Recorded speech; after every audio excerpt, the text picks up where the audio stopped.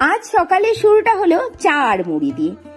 Liquor চা আর এক মুঠো মুড়ি, ওহ দারুণ লাগে খেতে।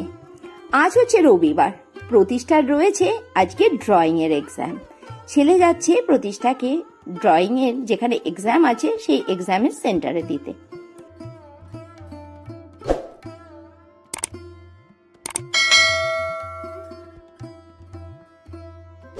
আগেই বললাম আজ হচ্ছে রবিবার, ঘড়িতে বাজছে সকাল 10টা আর আজকের ব্লগটা এখন শুরু করছি। নতুন একটি ব্লগে তোমাদের সবাইকে জানাই স্বাগত। তোমরা সবাই নিশ্চয়ই খুব ভালো আছো। আমি ভালো না থাকলেও ভালো থাকার চেষ্টা করতে হয়, ভালো থাকার অভিনয়টা করতে হয়। কি আর করা যাবে বলো, সব কথা তো আর সব জায়গায় বলা যায় না। আর আজই প্রথম যে বন্ধুরা আমার ভিডিওটি দেখছো প্লিজ সাবস্ক্রাইব করে নিও। পুরনো বন্ধুরা তোমাদের সবাইকে অনেক ভালোবাসা। ভিডিওটি কেমন লেগেছে সেটি অবশ্যই কমেন্টস করে বলো, লাইক করতে কিন্তু একদমই ভুলো না। আমার Instagram ID Pinki Saha 703, please আমাকে ইনস্টাতে ফলো করে নিও। অ্যাবাউট আর ডেসক্রিপশনে আমার ইনস্টা লিঙ্ক পেয়ে যাবে। পুজো তো একদম দোরগোড়াতে করা নাড়ছে, আর যতই পুজোটা এগিয়ে আসছে মনের মধ্যে একটা আলাদাই আনন্দ। বাঙালির শ্রেষ্ঠ উৎসব দুর্গা উৎসব, তাই না? দুর্গা পুজোতে আনন্দ হবে না এরকম বাঙালি খুব কমই পাওয়া যায়। প্রতিষ্ঠা আজ গেল ড্রয়িং পরীক্ষা দিতে। এটা হচ্ছে প্রতিষ্ঠার 3 নাম্বার ড্রয়িং পরীক্ষা, মানে 3 বছর ধরে প্রতিষ্ঠা ড্রয়িং পরীক্ষা দিচ্ছে। মেয়েটার আঁকার হাতটা বেশ ভালো, জানো, ও খুব ক্রিয়েটিভ। ও ঘরের জিনিসপত্র দিয়ে কি সুন্দর ছোট ছোট জিনিসপত্রগুলো তৈরি করে, যেটা দেখতে খুব ভালো লাগে। মাথায় বেশ বুদ্ধি আছে, বুদ্ধি করে করে ছোট ছোট জিনিসগুলো বানায়, আর ছবিগুলো আঁকে খুব সুন্দর। এটুকু বয়সে সত্যি ওর কাছ থেকে আমি এতটা ভালো ছবি আঁকা আশা করিনি। আর এই পুরো কৃতিত্বটাই দিতে হয় ওর আঁকা ম্যাডামকে।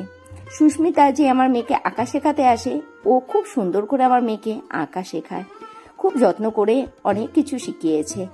এখন প্রতিষ্ঠা যে সমস্ত পিকচার্স গুলো ড্র করে ওগুলো হয়তো বা একটু বেশি বয়সের বা একটু বড় বড় যে স্টুডেন্টরা আছে তারা ওই সমস্ত পিকচার গুলো আঁকে, কিন্তু প্রতিষ্ঠা খুব কম বয়সেই ওইসব ছবিগুলো আঁকতে শিখে গেছে।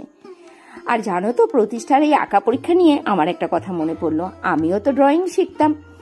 একবার ড্রয়িং সেন্টারে গিয়ে কি হয়েছিল জানো তো, সেই আমাদের যে জল রঙগুলো হয় না, ওই রং দিয়ে আমি ছবি আঁকছিলাম। ছবিটা প্রায় শেষের দিকে আঁকা। এর মধ্যে যে এক্সামিনার ছিল উনি সাইন করতে এসে কি করেছিল, পুরো জলটা আমার ছবিটার মধ্যে ঢেলে ফেলে দিয়েছিল। আমার ছবিটা পুরো নষ্ট হয়ে গেছিল। পরে স্যাররা অনেক চেষ্টা চরিত্র করে কোনো রকমে খাড়া করেছিল। যেটা নষ্ট হয়ে যায় সেটা কি আর কখনো ঠিক হয় বলো তো? এখন বাজে দুপুর 3টে আর লাঞ্চ করব। দেখে নাও আজকে লাঞ্চে কি কি রয়েছে। রয়েছে ভাত, আর ভাতের মধ্যে রয়েছে পেঁপে সেদ্ধ। এখানে রয়েছে চাল কুমড়ো ঘন্ট, চাল কুমড়ো ঘন্টটা মাসি দিয়েছে। রয়েছে উচ্ছে ভাজা, করলা ভাজা, আর রয়েছে আলু পনিরের রসা। বিকেল বেলাতে আমি আর প্রতিষ্ঠা চলে এসেছি বাজারে। পুজোর কেনাকাটা করব না করে লাস্ট পর্যন্ত আসতেই হয়েছে। তোমাদের দাদা ভাই তো প্রতিদিনই ওখান থেকে তাড়া দিচ্ছে, যাও কেনাকাটা করো। সবার আগে কেনাকাটা শুরু করলাম আমি আমার ঠাকুরের পোশাক দিয়ে। এই দোকানে ঠাকুরের পোশাক খুব ভালো পাওয়া যায়। আর তারপরে এলাম এম বাজারে। বাপরে বাপ, এম বাজারে এত ভিড় আর ওদের ক্যাশ কাউন্টারে এত লাইন দেখে আমি পালিয়ে এসেছিলাম। এম বাজারে আমি ঢুকিনি। তারপরে গেছিলাম স্টাইল বাজারে। স্টাইল বাজারটাও দেখলাম, ওখানে কালেকশন খুব একটা ভালো ছিল না, তার জন্য ওখান থেকেও আমি তেমন একটা কিছু কিনিনি। আর এরপরে এলাম ফ্যাশন আপে। ফ্যাশন আপে আমার খুব ভালো লাগে, এখানে অন্তত বাচ্চাদের কালেকশনগুলো খুব ভালো থাকে। এই ফ্যাশন আপটা মেবি আমাদের রানাঘাটে গত বছরই ওপেন হয়েছে, আর এটা ওপেন হওয়ার পর থেকে আমি প্রতিষ্ঠার যত জামা কাপড় বা বাচ্চাদের জন্য যত জামা কাপড় আমি এই মল থেকেই কিনি। আর তারপর এসেছিলাম এসএনভিতে। এসএনভি থেকেও টুকটাক জিনিসপত্র কিছু নিয়েছি। এসএনভির কালেকশনগুলো যথেষ্ট ভালো ছিল। ফ্যাশন আপ আর এসএনভি এই দুটো একদমই পাশাপাশি। আর এবার আর বাজার কলকাতাতে আপাতত যায়নি। তোমাদের দাদা ভাই আসলে তারপরে দেখি একটু বাজার কলকাতার দিকে যাব। আসলে বাজার কলকাতাটা একটু অফ সাইডে আমার আর কি বাজারের মধ্যে থেকে, এজন্য ওই দিকটা এবার আর গেলাম না। বাড়িতে আসতে আসতে অনেকটাই রাত হয়ে গেছে, রাত 10টা বেজে গেছে। আর এসে তাড়াতাড়ি করে তৈরি করে নিচ্ছি রাতের জন্য রুটি।